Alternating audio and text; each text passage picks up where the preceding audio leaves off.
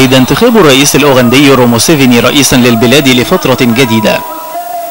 احتفل آلاف المواطنين وكثير من رؤساء ورؤساء حكومات عدة دول بهذه المناسبة، وذلك في حفل تنصيب حضره من الجانب المصري رئيس الوزراء عصام شرف الذي وصل إلى أوغندا على رأس وفد رفيع المستوى.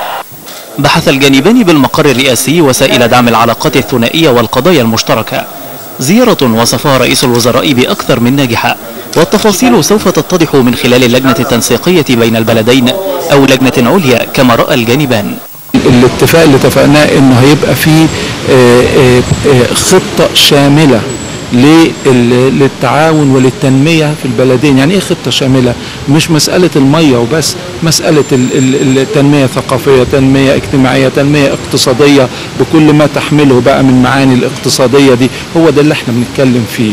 فالآلية طبعا بتاعتها التفاصيل بتاعتها من خلال اللجان الفنية، لكن الاتفاق النهاردة ان احنا مش هنسمح انه قضايا جزئية تستغرق وتاخد مجهودنا، لا احنا بنتكلم على خطط كبيرة قوي هتتضاءل المشاكل الموجودة دي أمامها إن شاء الله. تسارعت المجهودات المشتركة لتحقيق نمو يرفع المعدلات الاقتصادية والتجارية البينية، وكذلك المساهمة المصرية في تطوير البنية التحتية ومشروعات الكهرباء والطاقة، حيث بحث مسؤول البلدين توسيع استثمارات 21 شركة مصرية في مجالات التصنيع والتوريدات والإنشاءات لتلك المشروعات في أوغندا، إضافة إلى الربط الخدمي بين مصر ودول حوض النيل، إلا أن ملف المياه بقي هو الأبرز، وإن كانت هناك تطمينات فيما يتعلق بالاتفاقية الإطارية لدول حوض النيل.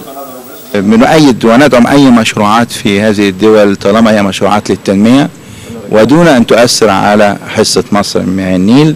بنأمل من خلال هذا التعزيز ومن هذه الظواهر الجديدة في التعاون أن نعود إلى دائرة المفاوضات فيما يخص الاتفاق الإطاري ونصل إلى صيغة توافقية تحقق مصالح الدول وبما تؤمن حصة مصر من مياه النيل.